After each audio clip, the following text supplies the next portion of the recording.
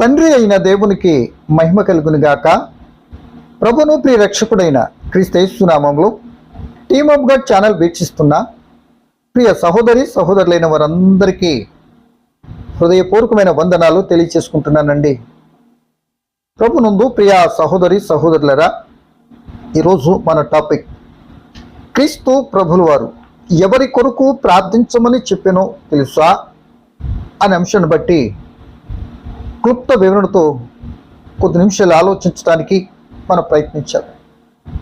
శిష్యులు అడిగారు ఒకరోజు యేసు ప్రభు దగ్గరకు వచ్చి, అయ్యా, యోహాను గారు తన శిష్యులకు ప్రార్థన నేర్పాడు, మరి మీరు కూడా మాకు ప్రార్థన నేర్పించవచ్చు కదా అని అడిగితే చక్కగా ప్రార్థన నేర్పించారు. ఎలా చేయాలో, ఆ ప్రార్థనలు ఏ మాటలు ఉండాలో ఏ మాటలు ఉండకూడదు అంటూ చక్కగా నేర్పించి ఎలాగూ ప్రార్థన చేయండి అని చెప్పిన రీతిగా మనకు కనబడుతుంది మత్తయి సువార్త 6వ అధ్యాయంలో. సో ఈ సందర్భం వాక్యాన్ని మనం చదువుకొని మరి వివరంలోకి వెళ్తే ప్రయత్నించాను.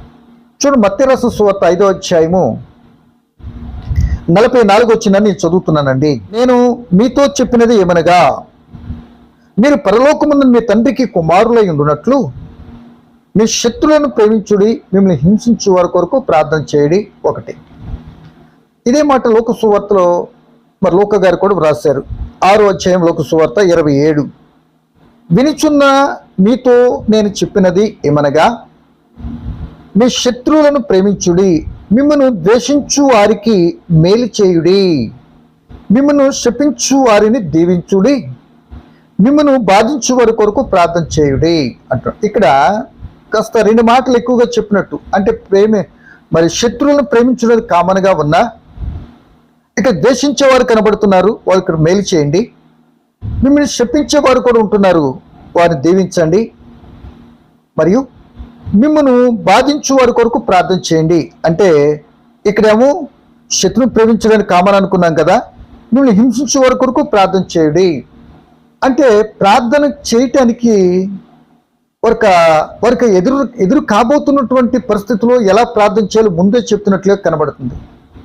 దీన్ని బట్టి వాళ్ళకి ఏమొస్తాయి, ఏమంటే హింసించేటువంటి వారు వస్తారు, బాధించేటువంటి స్థితి మీకు వస్తుంది.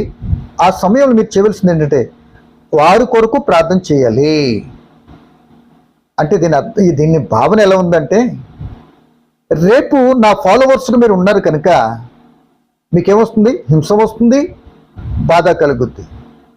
ఎవరి ద్వారా అనకండి, అది ఇంట్లో వాళ్ళని బట్టి రావచ్చు, అధికారులను బట్టి రావచ్చు, ఏమండి అనేక మంది దుష్టుడు ప్రేమ బట్టి రకరకాల పరిస్థితిగా రావచ్చు. సో అట్టి సందర్భంలో మిమ్మల్ని ఎవరైతే హింసిస్తున్నారో మీకు ఎదురుగా కనబడతారు వాళ్ళు, మీరు ఎవరైతే మిమ్మల్ని బాధిస్తున్నారో వాళ్ళు కనబడతారు. ఇప్పుడు ఏం చేయాలి, మీరు వారి కొరకు ప్రార్థన చేయాలి అని చెప్పారు. అంటే ఏం ప్రార్థన చేయాలో ఇక్కడ వివరంగా చెప్పలేదు, కానీ ఆ క్రీస్తు ప్రభువు జీవితంలో కాస్త ముందుకు వెళితే చక్కగా ఈయన ఏదైతే ఎవరి కొరకైతే ప్రార్థన చేయమని చెప్పాడో అది ప్రాక్టికల్గా యేసు ప్రభువు జీవితంలో చేసి చూపించి తన యాత్ర ముగించి పరమునకు చేరినటువంటి విధి ఆ క్రీస్తు ప్రభువు జీవితంలో మనకు కనబడుతుంది. కనుక ఇక్కడ శిష్యులు అక్కడ కొనమి ప్రసంగము వింటున్నటువంటి జనసమూహంతో పలుకుతున్న మాటగా వారు వింటున్నారు కనుక పలుకుతున్న మాటగా మనం చూద్దాం. ఏదైనా సరే ఎక్కువ బేసిక్ మాత్రం శిష్యుల మీదే మనం ఆధారపడటానికి ముందుకెళ్తాం. సో ప్రియమైన దేవుని పిల్లలరా, ఇక్కడ చెప్తున్న మాటను బట్టి అంటే హింసించి బాధించే వారి కొరకే ప్రార్థన చేయాలి, కానీ ఇతరులు ఎవరి కొరకు ప్రార్థన చేయకూడదా అంటారా? అందరి కొరకు ప్రార్థన చేయాలి. మీ కొరకు మీరు ప్రార్థన చేసుకోవాలి, మీకు బాధ కలిగినప్పుడు కూడా మీరే ప్రార్థన చేసుకోవాలి అని మనకి బైబిల్ ఎక్కడుంది అని అంటే, పౌలు గారు 1 తిమోతి పత్రిక 2వ అధ్యాయంలో రాజుల కొరకు, అధికారుల కొరకు, ప్రజలందరి కొరకు మనం ఏం చేయాలి, ప్రార్థించాలి అని యేసు ప్రభువు వారు చెప్పిన మాటను కొద్దిగా ఇంకా మరి పొడిగిస్తూ అందరి కొరకు ప్రార్థన చేయాలి, అధికారులు రాజుల కొరకు అని చెప్పారు. ఏమండి, రెండో మటుగా యాకోబు గారు ఏమంటారంటే, ఒకరు మీకే కష్టమే నలతే రోగమే కలిగిందనుకో మీరు ప్రార్థన చేసుకునాలి. ఏం చేయాలి, మీరు ప్రార్థన చేసుకునాలి. యాకోబు పత్రిక 5వ అధ్యాయం 13 వచ్చిన అదే కదా, మీరు రోగి అంటే మీరు ప్రార్థన చేసుకునాలి. మీకు రోగం కనుక మీరే ట్యాబ్లెట్ వేసుకోవాలి అని చెప్పబడుతుంది.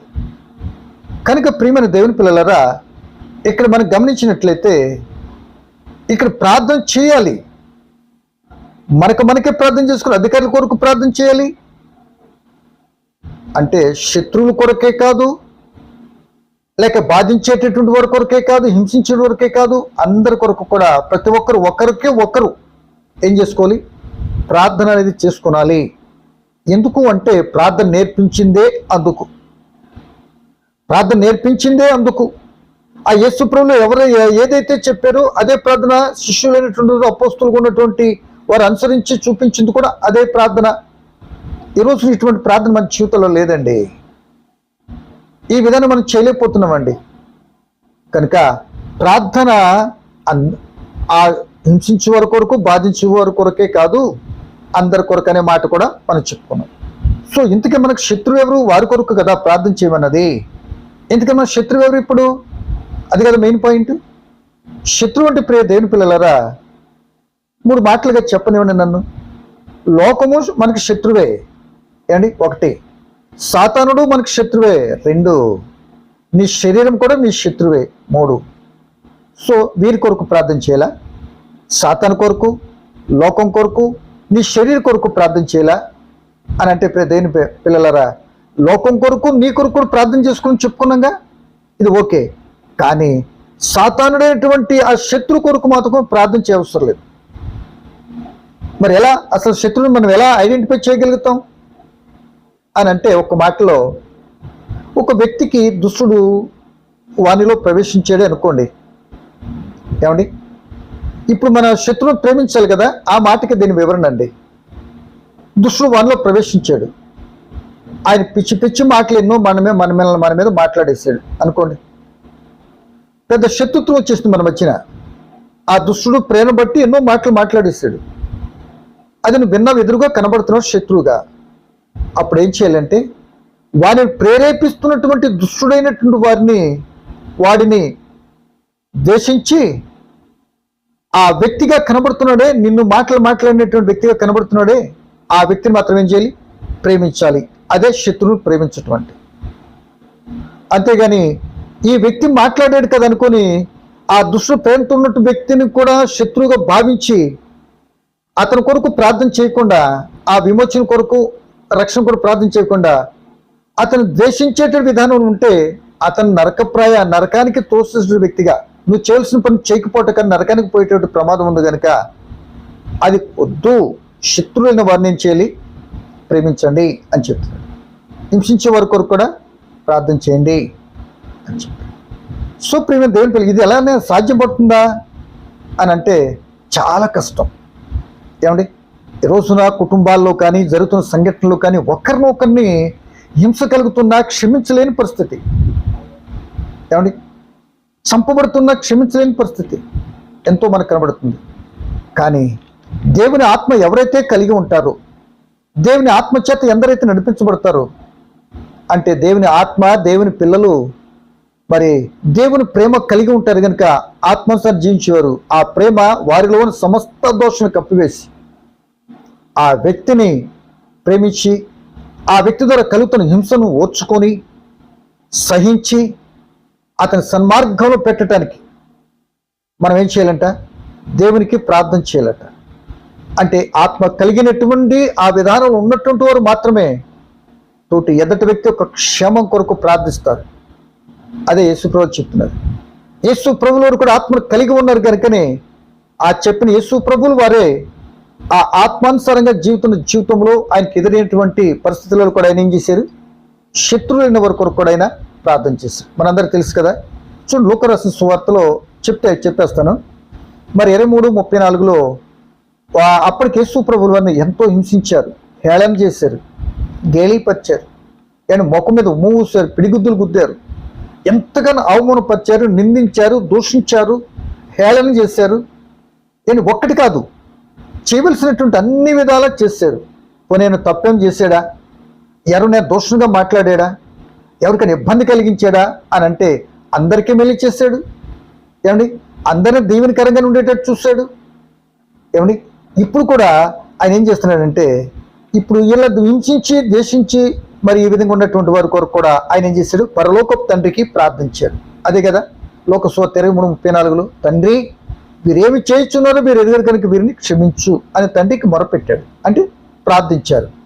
ఎప్పుడు ఎవరైతే హింసించి నిందించి దోషం మాటలు ఎదురుగా మాట్లాడారో, ఏమని ఆయన ఏదైతే ఆ రోజు చెప్పాడో, నేను హింసించే కొరకు బాధించే కొరకు ప్రార్థించని చెప్పారో, అది ఎలా చేయాలో అక్కడైతే దేవునికి చెప్పలేదు. కానీ శిలువ మరణంలో ఆయన దూషించి హింసించినటువంటి ఎదురుగా ఉంటే వారిని చూసి తండ్రికి చెప్తున్నాడు. ఏమని, తండ్రి వీరిని ఏం చేయాలి, క్షమించాలి అని చెప్పాడు. క్షమించండి బాబు అని ఆయన ప్రాధేయపడి అడిగినట్లుగా హింసను అనుభవిస్తూ హింసించేవారు ఎదురుగా ఉంటూ వారిని చూస్తూ మరి ఆ మాట పలికారంటే నిజంగా ఎంతగా సహించి ఆ మానవులైన వారి మీద వారి విమోచన కొరకు ఎంతగా యేసు ప్రభువుల వారు మరి ఆ శత్రువును కూడా ఎంతగా ప్రేమించారంటంలో ఆ ప్రేమ కనపడుతుంది. చూడండి, అట్టి గుణలక్షణం మనకు కలిగి ఉండాలి, వారి కొరకు ప్రార్థించాలి అని మాట చెప్పాడు యేసు ప్రభువులు. తీరిగా ప్రాక్టికల్గా చేసి చూపించాడు.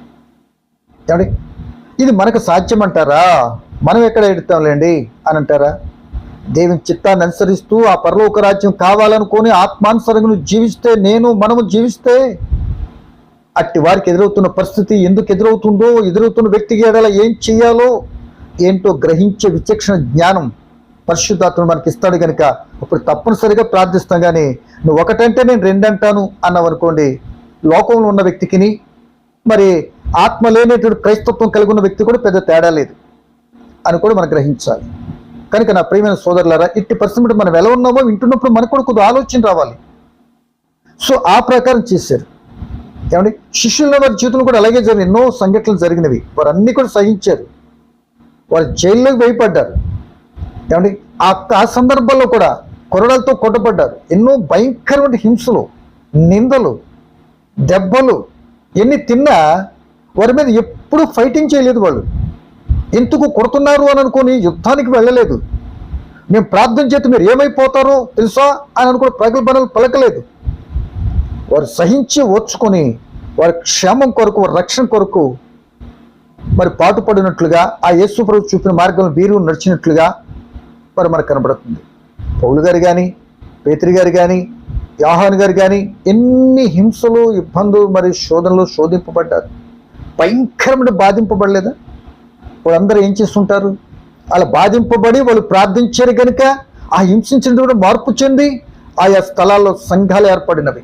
ఆయా సంఘాలలో మరి దేవుని యొక్క ఆ రక్షణ సువార్త ప్రకటింపబడటానికి ఆ హింసించబడినటువంటి వారు మార్పు చెంది దేవుని యొక్క సాధనాలుగా వాడబడ్డారు. పౌలు గారి సంగతి ఏంటి? ఆయన గారు క్రూడు, హింసకుడు, హానికరుడు, మర్డరిస్ట్ కదా. ఆయన మార్పు చెందాడు. తర్వాత ఎన్ని హింసలు పడ్డాడు, ఎన్ని రకాలుగా చేసుకున్నాడు, అన్నీ కూడా భరించాడు. చూడండి, ఒక మాట చెప్పినట్టయితే అపొస్తలుల కార్యాలు 16:25 ఆయన ఏ తప్పు చేయకపోయినా సరే భయంకర హింసించి ఆ సెరసాల్లో వేశారు పౌలుని. ఏం చేశారు వీళ్ళు? చేసింది అదే ప్రార్థన.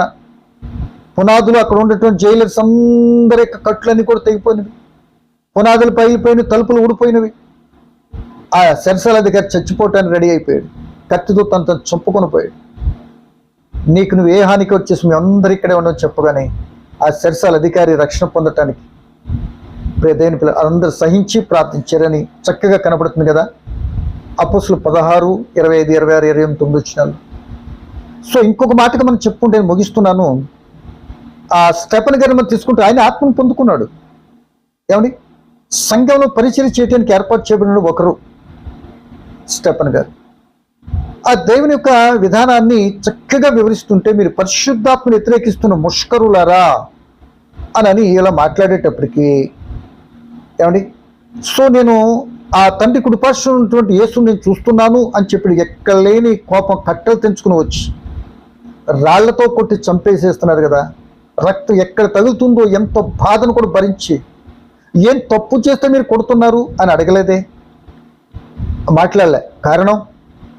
కారణం యేసు ప్రభువు చెప్పిన మాటను మనం అమలుపరచలేమండి, అది మనం చేయలేమండి అని అంటే ఇక పౌలు గారు కానీ ఇదిగో స్టెఫెన్ గారు కానీ మనకు కనబడుతున్నారు కదా. అప్పుడు అంటున్నాడు, వీరేం చేస్తున్నారు? యేసు వీరేం చేస్తున్నారు? వీరు ఎదురు కనుక వీళ్ళేం చేయాలి? వీరిని క్షమించు అని మాట మాట్లాడారండి. ఆ మాట మనం చదువు చూడండి. 7వ అధ్యాయం 59 వచ్చిన అనుకుంటే నేను చదువుతాను చూడండి. 59 ఏమండి ఏమని ఉంది? 57 చూద్దామా? 59 ప్రభువును గూర్చి మొరపెట్టుచు, యేసు ప్రభువా నా ఆత్మను చేర్చుకొనమని స్టెఫెను పలుకుచుండగా వారు అతను రాళ్లతో కొట్టిరి. అతడు మోకాళ్ళుని, ప్రభువా వారి మీద ఈ పాపము మోపకుమని గొప్ప శబ్దంతో పలికిన ఆ మాట పలికి నిద్రించెను. సౌలు అతని మరణమునకు సమ్మతించెను. అంటే నేను ఇలా ఎలా చెప్పగలిగారు అంటే, ఆత్మను కలిగి ఉంటే భరించేదంతా కూడా ఎవరో తెలుసా? శరీరం కాదండి బాధలు భరించేది, నొప్పులు భరించేది ఆత్మ. దానికి ఆత్మానుసారంగా ఉన్నప్పుడు మనం పలకటానికి అవకాశం ఉంటుంది, పని చేయటానికి అవకాశం ఉంటుంది. కనుక నా ప్రియమైన దేవుని పిల్లలారా, యేసు ప్రభువులు ప్రార్థన నేర్పించి ఆ శిష్యులకు రేపు రాకపోతున్నటువంటి పరిస్థితిని, శత్రువులైనటువంటి వారు ఉంటారు, వారిని ప్రేమించండి. హింసించేవారు మీ దగ్గరికి వస్తారు, మీ యొక్క పరిచయాలు బాధించేవారు వస్తారు, ద్వేషించేవారు వస్తారు, వారికి మేలు చేయండి. మిమ్మల్ని దాన్ని మీరు శపించేటువంటి వస్తారు, వారిని దీవించండి అంటూ వారికి నేర్పించినటువంటి జీవితం అన్ని ఎదురైనప్పుడు నేర్పించిన ప్రార్థన వారు నేర్చుకున్నారు. ఆ ప్రార్థన ఎలా చేయాలనేటువంటి పరిస్థితిని సిద్ధ మనసు కలిగి వారి కొరకు ప్రార్థించారు. ఆ యేసు ప్రభు కూడా ఆ ప్రకారం చేసి ఆ పరలోకం వెళ్ళినట్లుగా మనకు కనబడుతుంది. వీరు కూడా ఆల్రెడీ పరలోకానికి వారసులుగా అటువంటి ప్రార్థన చేసి వారి జీవితాల్లో మరికి ఆదర్శవంతంగా కనబడుతున్నారు. వీటన్నిటికీ శిష్యులకు మనకు అందరికీ ఆదర్శవంతమేది అని అంటే క్రీస్తు ప్రభువు. మనకు మాదిరి అన్ని కూడా యేసు ప్రభువు. అందుకే దేవుని పిల్లలరా, ఆయన ప్రార్థన నేర్పించినందుకు వారి నుండి మనము శిష్యు నుండి మనము మరి సంఘ దైవజనుల నుండి ప్రార్థన నేర్పించాలి. వారి కొరకు మేము ప్రార్థన చేసేస్తాము రండి ఓహో అని అంటూ కరెక్ట్ కాదు. వాళ్ళతో ఒకరికొకరు ప్రార్థన చేసుకునే విషయం వచ్చి సంఘంలో చక్కగా కనబడుతుంది. అందుకే ప్రార్థన మీకు చేయండి. బాధ కలిగినప్పుడు, కష్టం కలిగినప్పుడు, శోధన కలిగినప్పుడు వారు ప్రార్థన చేశారు. మరి దేవుని పిల్లలారా, మనం కూడా ప్రార్థన విషయంలో శత్రువు అయినటువంటి వారి కొరకు ప్రార్థన చేస్తున్నామా? ప్రేమిస్తున్నామా? హింసించి బాధిస్తున్న వారి కొరకు మనం ప్రార్థన చేస్తున్నామా? అయ్యా వీరిని క్షమించండి, వీరిని రక్షించండి, నీ కృపను బట్టి నాయనా వీళ్ళు తెలుసో తెలియకుండా నా మీద అన్యాయంగా మాట్లాడుతున్నారు, లేకపోతే ఇంకో రకంగా మాట్లాడుతున్నారు, దయచేసి వాళ్ళు మన్నించండి. ఆ వ్యక్తి నేను ప్రేమిస్తున్నాను, ఆ వ్యక్తిని క్షమిస్తున్నాను, మీరును క్షమించండి, మమ్మల్ని కూడా నీ కృపను బట్టి బలపరచనంటూ మనం ప్రార్థించాలి. అటు ఆత్మ తోడ్పడి దేవులను కోరుకుంటూ ఒకరు ఇంతవరకేటువంటి ప్రార్థన చేయకపోతే అలాగా శత్రువైనటువంటి వారిని కూడా దేవుని రాజ్యం దూరపరిచేటట్టు కాకుండా ఆ శత్రువుగా ఉన్నటువంటి ఆ వ్యక్తిని ప్రేమించి అతనిలో ఉన్నటువంటి ఆ శత్రువైన దుష్టుని మరి ద్వేషిస్తూ చక్కటి ప్రార్థన రూపంగా దేవుని యొక్క రాజ్యం నడిపించడానికి చేయగలిగినంత పనిచేసి ఆత్మ తోడ్పాటు ప్రార్థించే కృప దేవుడు కోరుకుంటే మాట ముగిస్తున్న పరమ తండ్రి మీకు వందనాలు. పలకమైన మాటలో పరమార్థం ఏంటో నీ బిడ్డలుగా మేము గమనించి మీ చిత్తానుసారంగా శత్రువైనటువంటి వారిని ప్రేమిస్తూ హింస ఆయన బాధిస్తున్న వారి కొరకు ప్రార్థించమని చెప్పిన మీ కుమారుడైన క్రీస్తు చేసిన విధానాన్ని అపోస్తులు అనుసరించారు. ఆ పరిస్థితులు కూడా మాకు ఎదురవుతున్న పరిస్థితులు అలా ప్రార్థించి ఆత్మ తోడ్పాటు నిమ్మని అలా రక్షణ వైపు మళ్లించగలిగే ఆత్మ తోడ్పాటు గ్రహించి ఆత్మ శక్తిని మాకు ప్రసాదించమని నాయనా మీ చిత్తమైతే విని బిడ్డలందరూ దీవించమని రేపు కలుసుకుంటూ అంగీకరిస్తే కృప చూపమని క్రీస్తు యేసు నామమున ప్రార్థన అడిగి వేడుకుంటున్నాను తండ్రి. ఆమేన్.